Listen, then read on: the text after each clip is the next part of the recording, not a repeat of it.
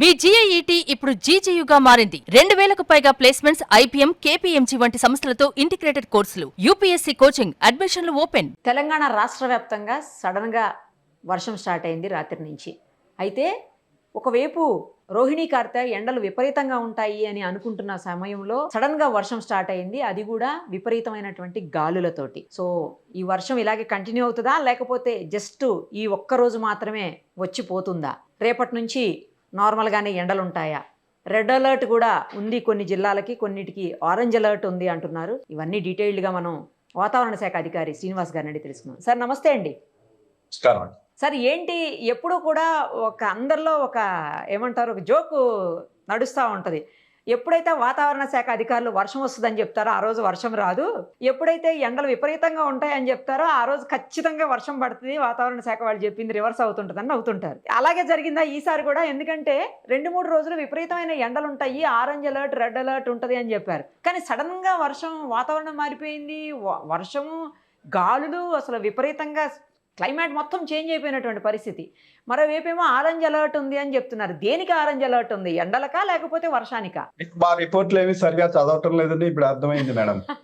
ఎందుకంటే నిన్న ఎండలతో పాటు 18 జిల్లాలకి మనం రెయిన్ పెట్టడం జరిగింది. నిన్న ఈ రోజు 33 జిల్లాల్లో 30 జిల్లాలకి రెయిన్ పెట్టాం. నిన్న మా 5 డే ఫోర్కాస్ట్ చూసినట్టయితే ఎండలతో పాటు వానలకు కూడా నిన్న 18 జిల్లాలకి, ఈ రోజు 30 జిల్లాలకి, రేపు 15 జిల్లాలకి మనం రెయిన్ పెడుతూనే ఉన్నాం.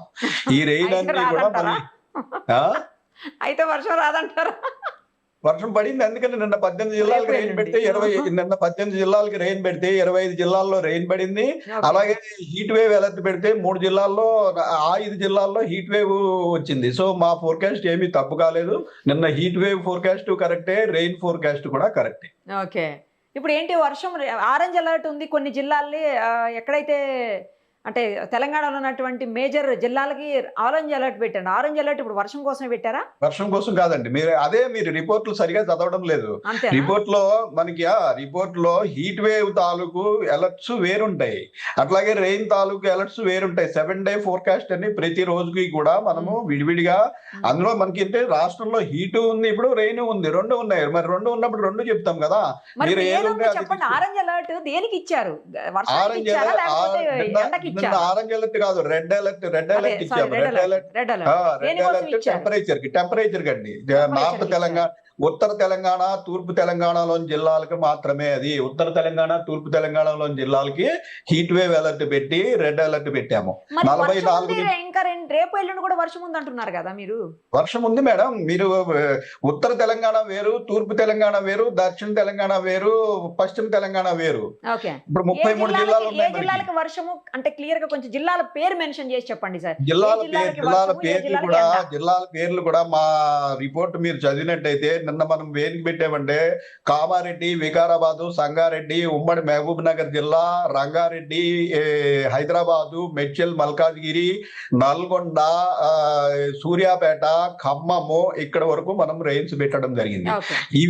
ఈ అన్ని జిల్లాల్లోనూ నిన్న రెయిన్ పడింది. వీటితో పాటుగా మేము పెట్టని జిల్లాలో సిద్దిపేట, జనగాము, మరికొంత పైకి ఇంకా నిర్మల్, నిజామాబాద్ లో కూడా కొద్దిపాటి రెయిన్స్ పడినాయి. అయితే మహబూబ్ నగర్ జిల్లాలో మాత్రం భారీ వర్షం కూడా చాలా చోట్ల పడింది. 10 చోట్ల ఇంచుమించు భారీ వర్షం పడింది. 10 సెంటీమీటర్లు అంటే 7 నుంచి 11 సెంటీమీటర్ల వరకు మహబూబ్ నగర్ జిల్లాలో విస్తృతంగా రెయిన్స్ పడినాయి. ఉమ్మడి మహబూబ్ నగర్ జిల్లాలోని అన్ని జిల్లాల్లోనూ కూడా బాగా ఎక్కువ రెయిన్ పడింది. మిగిలిన ఈ కామారెడ్డి, సంగారెడ్డి, వికారాబాదు, మన సిటీలోని 3 జిల్లాల్లోనూ వీటన్నిటిలో కూడా రెయిన్ పడింది. అట్లాగే హీట్ వేవ్ అలర్ట్ మనం నార్త్ తెలంగాణకి, ఈస్ట్ తెలంగాణకి అంటే ఆదిలాబాద్, కుమరం భీం, మంచిర్యాల్, జయశంకర్ భూపాల్పల్లి, ములుగు, భద్రాద్రి కొత్తగూడెం, ఖమ్మం జిల్లాలకి హీట్ వేవ్ అలర్ట్ పెట్టడం జరిగింది. 44 నుంచి 46 డిగ్రీల వరకు టెంపరేచర్లు ఉంటాయని పెట్టడం జరిగింది. ఆ ప్రాంతంలో 44 నుంచి 46 వరకు కూడా టెంపరేచర్ రికార్డ్ అయ్యాయి. అయితే రెడ్ అలర్ట్ ఎందుకు పెట్టాము అంటే, ఒకే చోట వారం రోజుల పైబడి హీట్ వేవ్ పరిస్థితులు ఉన్నట్టయితే అది సివియర్ హీట్ వేవ్ కంటే ఎఫెక్ట్ ఎక్కువ. మామూలుగా రెడ్ అలర్ట్ ఎప్పుడు పెడతామంటే మనం 47.5 డిగ్రీలు దాటిపోయినప్పుడు పెడతాం. ఇప్పుడు 47.5 డిగ్రీలు దాటిపోలేదు. 44 నుంచి 46 ఉన్నప్పటికీ ఒకే ప్రదేశంలో మనకి నార్త్ తెలంగాణ, ఈస్ట్ తెలంగాణ ప్రాంతంలో కంటిన్యూస్ గా ఈ 6 రోజులు పైబడి ఈ హీట్ వేవ్ పరిస్థితులు ఉన్నందున ప్రజారోగ్యం మీద దానికి చాలా ఎఫెక్ట్ ఉంటుంది. అది స్టేట్ గవర్నమెంట్ దాన్ని అనుసరించి చర్యలు తీసుకుంటారు మేము పెట్టే అలర్ట్ ని బట్టి. సో దాని గురించి మనము ఆ ప్రాంతంలో రెడ్ అలర్ట్ పెట్టడం జరిగింది. అలాగే ఆ రెడ్ అలర్ట్ కి తగినట్టుగానే నిన్న ఉత్తర తెలంగాణ, తూర్పు తెలంగాణలో హై టెంపరేచర్లు రావడం జరిగింది.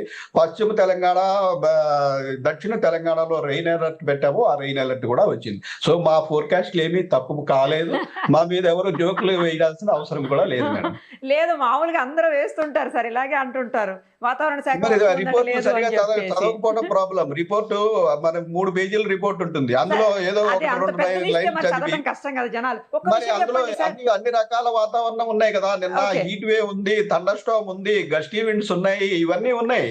అన్నిటికీ మళ్ళీ ఇప్పుడు ఈ వర్షం అంటే హీట్ వేవ్ ఎక్కువ వచ్చినప్పుడు కూడా వర్షాలు వస్తాయి కదా, అలాంటి వర్షమా లేకపోతే మనకి నైరుతి ఋతుపవనాలు ఎంటర్ అయిపోయాయి అనుకోవచ్చునా? లేదండి, నైరుతి ఋతుపవనాలు ఎంటర్ కాలేదు. నైరుతి ఋతుపవనాలు ఎంటర్ కావడానికి ఇంకా 4 రోజులు పైగా సమయం పడుతుంది.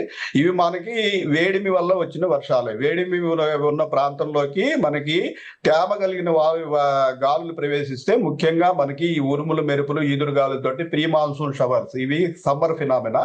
ఈ సమ్మర్ ఫినామినా వర్షాలే మనకి నిన్న మొన్న కూడా పడినాయి. నిన్న విస్తృతంగా పడే, ఈ రోజు కూడా మనకి అవకాశం ఉంది, రేపు కూడా అవకాశం ఉంది. జస్ట్ టెంపరరీ అయితే ఈ వర్షం అనేది అంతేనండి, టెంపరరీ ఇవి. అందుకనే మీకు ఆ వర్షం అయిపోయిన తర్వాత అక్కడ ఏమీ ఎఫెక్ట్ ఉండదు. మళ్ళీ క్లౌడినెస్ కూడా పోతుంది, కాసేపటికి ఎండగా వస్తుంది, మళ్ళీ టెంపరేచర్లు పెరుగుతాయి.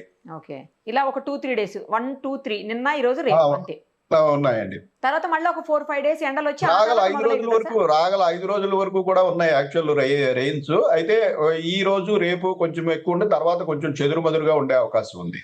మళ్ళీ మధ్యలో కొంచెం డ్రై అంటే ఎండలు వచ్చి తర్వాత నైరుతి ఋతుపవనం. ఇది కూడా అంటే ఇప్పుడు రాష్ట్రంలో అన్ని ప్రాంతాల్లోనూ పడవు ఈ వర్షాలు. మనకి ఎక్కడ మాయిశ్చర్ తేమగాలు ఎక్కడైతే ప్రవేశిస్తాయో ఆ ప్రాంతంలో పడే అవకాశం ఉంటుంది. మిగిలిన చోట శుభ్రంగా ఎండ కాస్తుంది. మన సిటీలో కూడా చూడండి, ఈ వేసవకాలం వర్షాలు ఏంటంటే సిటీలోని ఒక ప్రాంతంలో వర్షం పడుతుండగా మరో ప్రాంతంలో 40 డిగ్రీలు పైగా టెంపరేచర్ తోటి పెళ్ళిన ఎండ కాస్తుంది. సో ఇవేంటంటే ముఖ్యంగా హీట్ జనరేటెడ్ క్యుములోనింబస్ మేఘాలు ఈ తేమగాలు ఎక్కడైతే ప్రవేశిస్తాయో అవకాశం ఉంటే అక్కడ జరుగుతుంది.